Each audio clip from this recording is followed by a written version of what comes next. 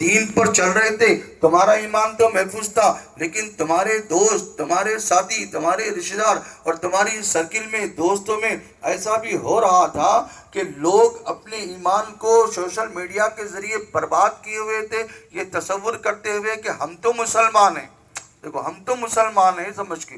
تو اس لیے ذمہ داری پہلے کے بنسبت بڑھ جاتی ہے۔ نبی اکرم صلی اللہ علیہ وسلم ٹیک لگائے بیٹھے ہوئے تھے، آپ نے ٹیک کو ایک تو چھوڑ دیا، دیکھو اہمیت بتا رہے۔ دوسرا فرمایا خدا کی قسم تم کامیاب نہیں ہو سکتے، دیکھو خدا کی قسم کہا کہ فرمایا تا وقتے کے بھلائی کا حکم نہ دو، برائی سے نہ روکو۔ دیکھیں برائی ہو رہی ہے، بڑے بڑے گناہ، ایمان پہ ڈاکہ ڈالا جا رہا ہے، ایمان برباد کیا جا رہا ہے۔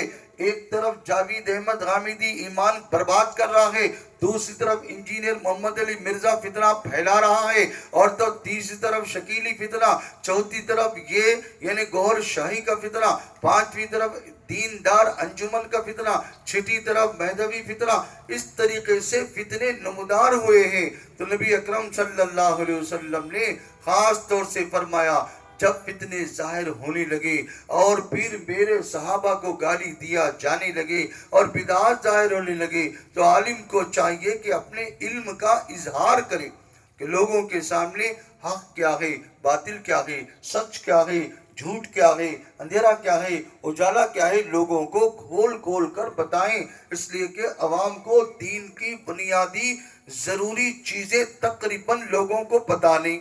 تو ہماری ذمہ داری ہے ایک تو دین کی بنیادی جو چیزیں فنڈامنٹل آف دا اسلام جس کو کہتے ہیں، جس کو اردو، تیلگو، انگلش تین زبانیں میں تیار کر کے رکھ دیا گیا ہے، اس کو حاصل کر کے، اس کو پکا پختہ کر کے ہمارے دوستوں میں، ساتھیوں میں، رشتہ دار میں اس کو پھیلائیں، اور پھر خاص طور سے بتائیں کہ بھائی ایمان کس کو کہتے ہیں، اور پھر کفر کس کو کہتے ہیں، شرک کس کو کہتے ہیں، بدعت کس کو کہتے ہیں، کن کن چیزوں کی وجہ سے ایمان چلا جاتا ہے ہم کو پتہ بھی نہیں ہوتا۔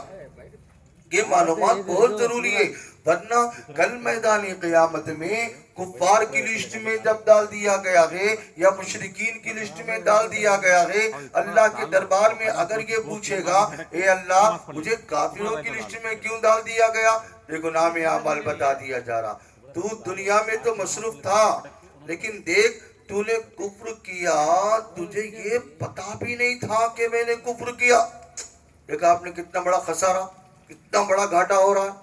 اور مشرکین کی لسٹ میں کیوں ڈالا، پروف دیکھ لو، تو نے شرک کیا تو اس کو پتا بھی نہیں کہ یہ شرک ہے، سمجھے؟ جیسے مثلا گوھر شاہی کے ماننے والے تقریباً لوگ شرک کر رہے ہیں، مشرک بنے ہوئے، کھلم کھلا اللہ، اور کیا بول رہا ریاض احمد کے ظاہر، ریاض احمد بولتے گرو گھنٹہ فاؤنڈر ان کا مر گیا، مہدی کا دعویٰ کرا، تو یونس کیا بول رہا ریاض احمد کے ظاہر ہونے کے بعد اللہ کی توحید الوہیت، اللہ کی توحید کا ذکر کرنا شرک کر دیا، ارے استغفر اللہ، اللہ کی توحید بیان نہیں کرنے کا تھا، اس کا ذکر کرنا، توبہ استغفر اللہ۔ اللہ کی توہین کرتے ہوئے کیا بولتا ہے سور وہ کبھی نہ کہ اللہ کے پاس عرش پہ یونس کو لے گیا تو اللہ اس کو سجدہ کرا، توبہ توبہ، سنے تو خون کھول جا رہا، 16 لاکھ ایک دو نہیں، اتنے لوگ چاہینا اس کے سبسکرائب ہو گئے اور اس کو کہے گی دیکھتے ہوئے چلے جانا۔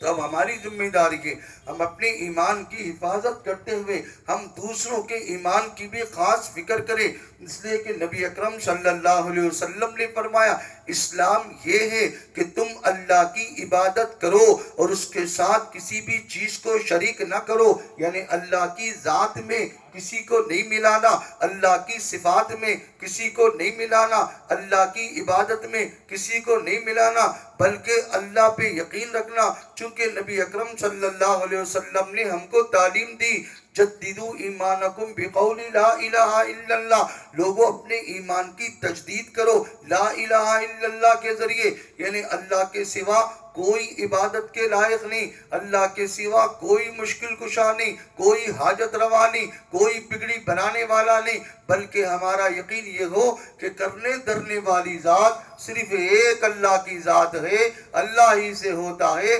اللہ کے غیر سے کچھ نہیں ہوتا، مشکلوں کا حل کرنے والا اللہ، مصیبت کا دور کرنے والا اللہ، بگڑے کام کا بنانے والا اللہ، سب کچھ جب اللہ کرتا ہے تو اللہ کی ذات عالی کے اوپر پورا پکا یقین ہو، اس لیے کہ اللہ نے ہم کو تعلیم دی وَمَا تَشَاءُونَ إِلَّا أَن يَشَاءَ اللَّهُ رَبُّ الْعَالَمِينَ، تم کچھ بھی نہیں چاہ سکتے مگر وہی جو اللہ رب العالمین چاہتا ہے۔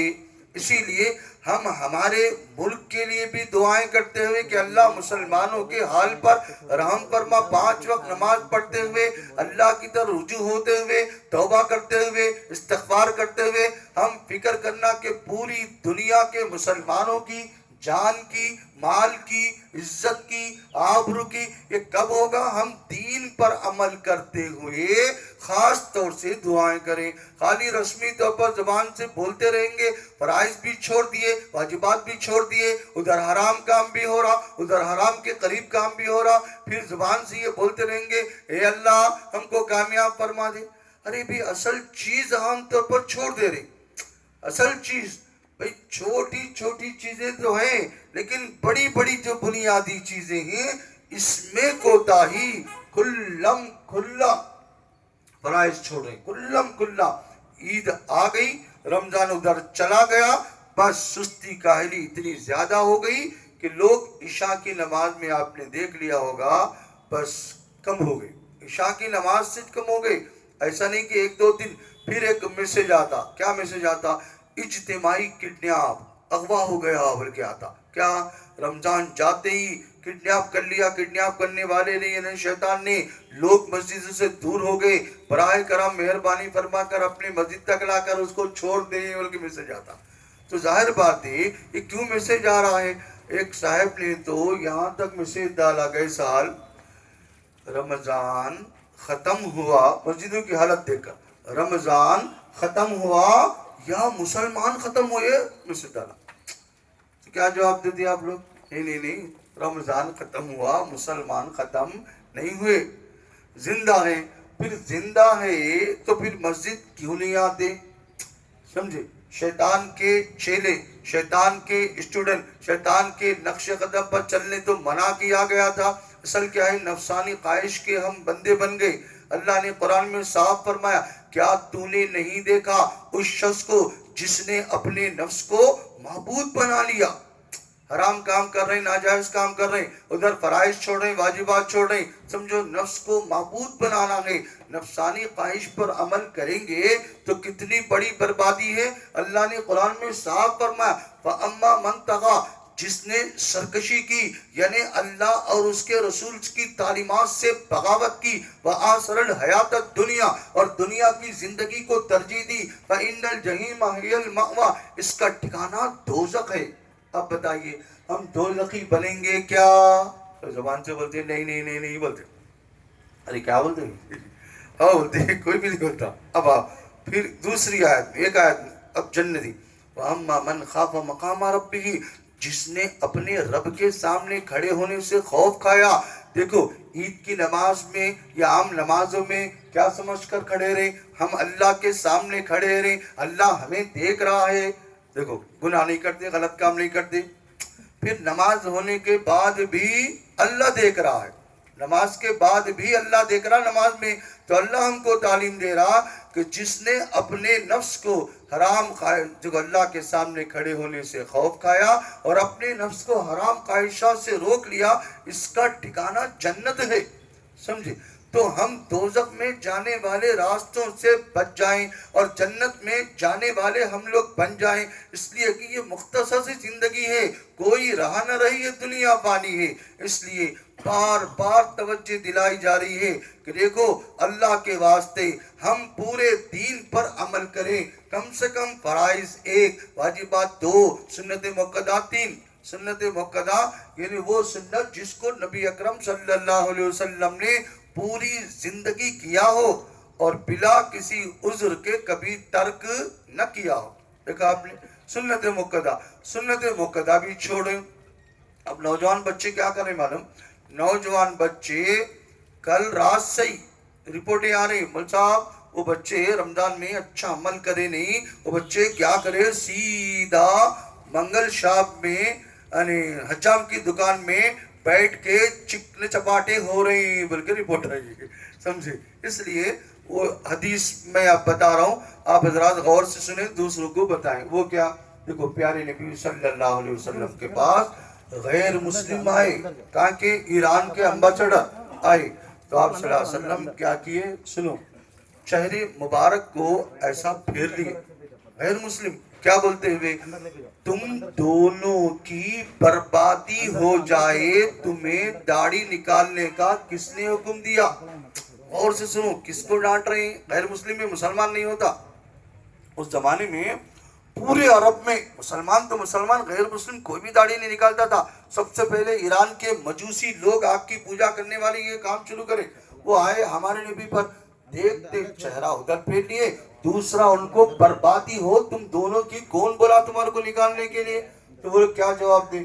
ہمارے رب نے یعنی ہمارے بادشاہ نے ہم کو داڑھی نکالنے کا حکم دیا، جواب دیا۔ تو اس کے جواب میں کیا بولے؟ میرے رب نے مجھے داڑھی بڑھانے کا حکم دیا۔ اس حدیث سے کیا معلوم ہوا؟ رب کا حکم بھی ہے، اور ایک قرآن کی آیت کی تشریح میں لکھے ہے، شیطان کیا بولے گا؟ جسم کی جو تخلیق ہے اس میں بگاڑوں گا۔ تو تفسیر میں لکھا ہے کہ شیطان یہ بولتا کہ دیکھ تو داڑھی نکال دے، اب یہ اس کے پر عمل کر لے رہے۔ تو بہرحال حضرت ہارون علیہ السلام کے بارے میں قرآن مجید میں ہے، موسیٰ علیہ السلام جب مار رہے تھے تو داڑھی پکڑے، دیکھو چھوٹی داڑھی تو پکڑے نہیں جاتی، بڑی تھی پیغمبروں کی داڑھی، قرآن سے معلوم ہوا۔ دوسرا، نبی اکرم صلی اللہ علیہ وسلم کی سیرت کو نقل کر کے امام بخاری رحمۃ اللہ علیہ نقل کرتے ہیں، حج اور عمرے کے موقع پر حضرت عبداللہ ابن عمر رضی اللہ عنہ ایک مٹھی سے زائد بالوں کو کٹ کر لیتے، تو علماء نے ابھی اجازت دی، وہ ایک مٹھی سے زائد ہے تو کٹ کر لے سکتے، جائز کام ہے، لیکن اس سے چھوٹی نہیں کرنا، کلین شو تو ہرگز نہیں کرنا۔ بہرحال یہ واجب کا مسئلہ ہے۔ بعض گناہ وہ ہیں 24 گھنٹے انسان گنہگار رہتا، وہ کیا ہے؟ مرد سونے کی انگوٹھی پہن لیا، سن رہے، 24 گھنٹے گنہگار۔ نمبر 2، مرد پاجامہ پینٹ لنگی جبہ ٹخنوں سے نیچے رکھ دیا، تو 24 گھنٹے رکھا تو 24 گھنٹے، دیکھا آپ نے، گنہگار۔ اسی طرح یہ گناہ کے بارے کے اندر داڑھی چھوٹی کر لیے، کلیچو کر لیے، 24 گھنٹے گناہ کرتا ہے، گناہ کرتا ہے، گناہ کرتا ہے، گناہ کرتا ہے لکھا جا رہا ہے۔ اس لیے دائمی گناہ، کبیرہ گناہ، دائمی گناہ بولتے ہیں اس کو۔ ہم کیا کرنا؟ معلومات کر لینا، ارے بڑے بڑے گناہ بھی ہے، اس سے بھی بچنا، خصوصاً فرائض پر عمل کرنا، واجبات پہ عمل کرنا۔ مہر ادا نہیں کرے تو فوراً مہر ادا کر دینا، کیا ہے؟ واجب ہے، ضروری ہے، اللہ کا قرآن میں حکم ہے۔ دیکھا آپ نے، ادھار ادھار ادھار بول کے ہمارے بہت سے لوگ دوسری سب چیزیں نقد ہو رہی ہیں، یہ مہر کے معاملے میں جو ادھار کہہ کے لکھاتے چلے جا رہے ہیں۔ تو اس لیے جو مہر ادا نہیں کرے اپنی بیویوں کو، تو ان سے گزارش ہے فوری طور پر ادا کریں۔ خدا نہ خواستہ، غور سے سنیں حدیث، خدا نہ خواستہ مہر ادا کرنے کی نیت نہیں تھی، اسی طرح انتقال ہو گیا تو میدان قیامت میں زانی بنا کر اٹھائے جائیں گے۔ اللہ اکبر، دیکھا آپ نے۔ اس لیے بڑے حضرات سے گزارش ہے اپنے بچوں کو بھی ترغیب دلانا۔ نوجوان بچے، ارے میں ادھار لکھایا، آج خطبے میں یہ بات آئی، مہر واجب ہے، جلدی کرنا ہے، دیر نہیں کرنا، کب انتقال ہوتا بول نہیں سکتے، ادھار کا مسئلہ مت رکھ، جتنا ہے چاہے، بہرحال جو لکھائیں اس کو ادا کرنا ضروری، کیونکہ واجبات میں سے سلام کا جواب دینا واجب ہے۔ دیکھیں واجبات میں سے یہ چیزیں ہیں، وتر کی نماز پڑھنا واجب ہے، عید کی نماز پڑھنا واجب ہے۔ تو بہرحال یہ چیزیں کرنے کے لیے ہم لوگ آئے ہیں، لیکن اٹھنے سے پہلے ہم مصمم ارادہ، قرآن میں کہا ہے جب تم عزم کر لو، پکا ارادہ کر لو، فتوکل علی اللہ، اللہ پہ بھروسہ کرو۔ اللہ پہ بھروسہ کرنے والوں کو اللہ پسند کرتا ہے، دیکھا آپ نے۔ تو نیک اعمال کرنا، اچھے اعمال کرنا، بھلے اعمال کرنا، گناہوں سے بچنا، اور بھروسہ اللہ کی ذات پہ ہونا، بھروسہ چیزوں پر نہیں۔ دنیا کے جائز اسباب تو اختیار کرنا، لیکن بھروسہ ان اسباب کے اوپر نہیں، اللہ کی ذات کے اوپر ہے نا۔ سودی لین دین عام طور پر چل رہا ہے، اس لیے گزارش ہے کہ قرآن مجید میں اللہ تعالیٰ نے جس گناہ سے سب سے خطرناک انداز سے روکا ہے وہ سود کا گناہ۔ کیا فرمایا؟ فَأْذَنُوا بِحَرْبٍ مِّنَ اللَّهِ وَرَسُولِهِ، اللہ اور اس کے رسول سے جنگ کے لیے تیار ہو جاؤ۔ اب بتاؤ، اللہ سے ہم جنگ کر سکتے؟ نہیں کر سکتے، تو کیا کرنا؟ سود نہیں لینا، انٹرسٹ نہیں لینا، وڈی نہیں لینا۔ اب بھئی کوئی شرعی مجبوری نہیں، شدید کچھ ایسی مجبوری کہ اگر نہیں لیے تو مر جاتے، کوئی بھی نہیں دے رہا تو وہ مجبوری ہے، ایسا نہیں ہے۔ بچہ سعودی جا رہا، سود سے پیسے جا رہے ہیں، امریکہ جا رہا، سود سے پیسے رہے ہیں، لندن جا رہا، سود کے پیسے لا رہے ہیں، بھی جاتے رہے۔ ارے بھئی نہیں گئے تو تمہارا بچہ مر جاتا کیا؟ اسپاٹ ڈیتھ ہو جاتا کیا؟ وہ تو نہیں۔ پھر سے کوئی شرعی مجبوری نہیں ہوتی۔ سود، یہ تو قرآن سے سن لیا، اب حدیث سے سنو۔ سود کے 70 درجے ہیں گناہ کے۔ 1% کیا ہے؟ اپنی ماں سے گندا کام کرنے کے برابر 1%، اور 69% اور خطرناک ہے۔ اتنا خطرناک گناہ کسی گناہ کے بارے میں، حالانکہ اس سے بڑا گناہ شرک ہے، اس سے بڑا گناہ کفر ہے، لیکن دھمکی سود اتنا بھیانک گناہ ہے کہ جنگ کے لیے تیار ہو جاؤ قرآن میں، اور حدیث میں کیا ہے؟ 1% اتنا خطرناک ہے۔ اس لیے خواتین کو آپ حضرات سمجھانا، بھئی جوڑے کی رقم پیسے نہیں ہے، کیا کر رہے ہیں؟ سود سے پیسے لا رہے ہیں، جوڑے کا یہ حرام وہ حرام۔ اس لیے حرام کاری سے بچنا بہت ضروری ہے، اور خاص طور سے خواتین کو سمجھانا کہ دیکھو شادیوں میں رسم و رواج عام طور پر ہو رہے ہیں، مرد کو اللہ نے قوام بنایا، حاکم بنایا ہے، تو مرد حضرات اپنے عورتوں کو کنٹرول میں رکھ کے حرام کاموں سے، رسم و رواج سے، ناجائز کاموں سے روکنے کی خاص کوشش کرنا، ورنہ ہوتا کیا ہے؟ پیسہ کا پیسہ برباد، اور ٹائم کا ٹائم برباد، گناہ کا گناہ لازم، اور یہ نہیں روکے تو نہ روکنے والا بھی، یعنی مرد یہ شوہر بھی اس میں مجرم ہو جا رہا۔ اس لیے گناہ سے بچنا بھی ہے، گناہ سے بچانا بھی ہے، نیکی کرنا بھی ہے، اور نیکی کا حکم دینا بھی ہے۔ انشاءاللہ کریں گے، بولو انشاءاللہ۔ تو آپ حضرات تو ماشاءاللہ سب سمجھدار نظر آ رہے ہیں، لیکن اصل کیا ہے؟ عملی میدان میں پتہ چل جائے، عملی میدان میں، چونکہ زبان سے سب دعویٰ کر رہے ہیں، بول رہے ہیں کہ دیکھو پیارے نبی صلی اللہ علیہ وسلم سے میں محبت کرتا ہوں، نبی کی محبت میرے دل میں ہے، لیکن جب عملی شکل میں دیکھتے ہیں تو تقریباً لوگ صفر ہو جاتے ہیں۔ اس لیے ہم خصوصاً نماز پڑھتے ہوئے لوگوں کو اس کی دعوت بھی دیں، عمل کرتے ہوئے اس کی دعوت بھی دیں، 5 وقت پابندی سے، چونکہ اللہ نے قرآن میں فرمایا نماز قائم کرو، اقیم الصلاۃ ولا تکونوا من المشرکین، مشرکین میں سے نہیں ہونا۔ تو نماز کو چھوڑنے کا وبال اتنا خطرناک ہے کہ مشرکین کی لسٹ میں چلے جا رہے ہیں۔ اب دیکھو کتنا بڑا، تو حدیث کے لحاظ سے کافروں کی لسٹ میں، قرآن کے لحاظ سے مشرکوں کی لسٹ میں۔ یہ عام جرم نہیں، بہت بھیانک جرم ہے جو ہم سے ہوتا ہوا، یعنی تقریباً مسلمان کرتے ہیں۔ لہذا اب یہاں سے اٹھنے سے پہلے ایک تو ارادہ یہ کر لینا کہ انشاءاللہ ہم فرائض واجبات سنت مؤکدہ پر خصوصاً عمل کریں گے۔ بولو کریں گے، کون کون عمل کریں گے؟ انشاءاللہ تو انشاءاللہ تمام حضرات کریں گے، اور حلال کو اختیار کرتے ہوئے حرام سے بچیں گے۔ حرام کے قریب کام یعنی مکروہ تحریمی، جیسے گٹکا کھانا، تمباکو کھانا، دیکھو یہ مکروہ تحریمی کام، سگریٹوں کا پینا۔ یہ نوجوان بچے، اب تو سننے میں آیا شہر میں بعض نوجوان بچے شراب بھی پی رہے ہیں۔ ارے سٹی میں بھی، ہم تو دیہاتوں میں سن رہے تھے، اب یہ سٹی میں بھی سننے میں آیا، ارے بچے شراب پی رہے ہیں۔ ارے سٹی میں شراب پی رہے ہیں، کیا ہو شراب پی رہے ہیں؟ مول صاحب نہیں معلوم کیا اعتبار کرے۔ ارے اس لیے آپ حضرات سے گزارش ہے اپنے دوستوں کو سمجھانا، نہیں سنتا ہے تو کم سے کم یہاں کو لے کے آؤ، پیار محبت سے اس کو سمجھائیں گے۔ شراب ام الخبائث، تمام خبیث چیزوں کی جڑ ہے، گندی چیزیں، ہرگز ہرگز ہم نہیں کرنا، چونکہ اللہ قرآن میں فرمایا اگر تم ان بڑے بڑے گناہوں سے بچو گے جن سے تم کو منع کیا گیا تو ہم سیئات یعنی صغیرہ گناہوں کو معاف کر دیں گے۔ تو بڑے بڑے گناہوں سے بچنے کے لیے کتاب الکبائر بول کے کتاب ہے، اور اس کو اردو میں عربی کر دی حضرت مولانا عبدالقوی صاحب دامت برکاتہم نے، وہ کتاب اور تیلگو میں بھی آ چکی، انگلش میں بھی آ چکی، کتاب الکبائر، یعنی کبیرہ کبیرہ گناہ کیا ہے، خود جان کے ان سے خود بھی بچنا، دوسروں کو بھی پڑھ کے سنانا کہ بچانا۔ علامہ ذہبی رحمت اللہ علیہ کی زبردست وہ کتاب ہے جس میں ہم کو یہ بتایا گیا ہے۔ لہذا ہم اٹھنے سے پہلے اب یہ پکا ارادہ ہم یہ کر لیں کہ کہ اللہ کے دین پر عمل کرنے کا. اللہ نے فرمایا کہ دیکھو اے ایمان والو، اسلام میں پورے کے پورے داخل ہو جاؤ، پورے کے پورے داخل ہو جاؤ، داخل ہو جاؤ نہیں، پورے داخل ہو جاؤ. پھر شیطان کے نقش قدم پر مت چلو، وہ تمہارا کھلا دشمن ہے. لہذا ہم اٹھنے سے پہلے یہ ہمارا ایک ارادہ ہو کہ انشاءاللہ ایک تو ہم فرائض پر، واجبات سنت مؤکدہ پر عمل کریں گے، اور اس کے علاوہ نیکیوں کا بھی عمل کریں گے. خصوصاً ایک دوسرے کو بھلائی کا حکم دیں گے اور برائی سے روکیں گے. اور پھر دوسری بات اور ایک اہم بات غور سے شہر کی سنیے.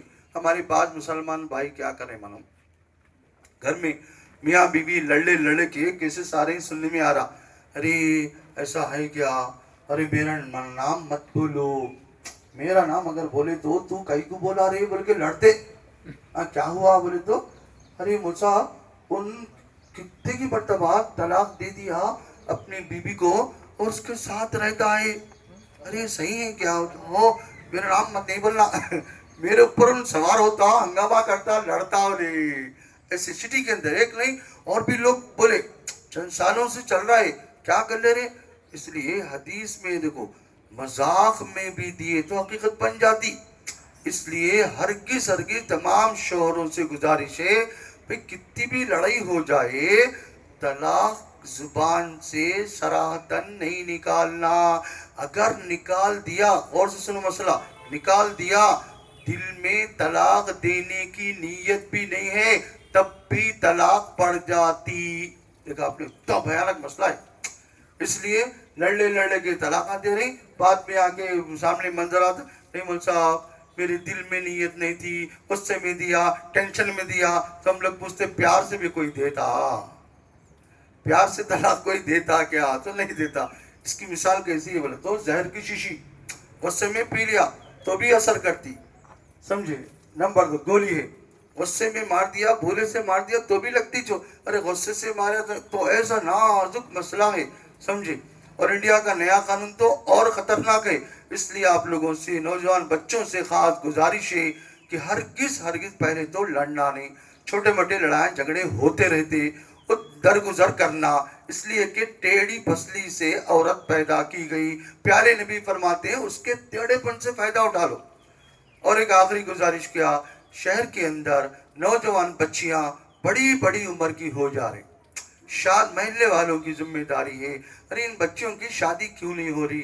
اور کیا بیوہ بچیاں 35 سال کی نوجوان، 38 سال کی، 30 سال کی، اس کو شادی کی فکر نہیں کر رہے.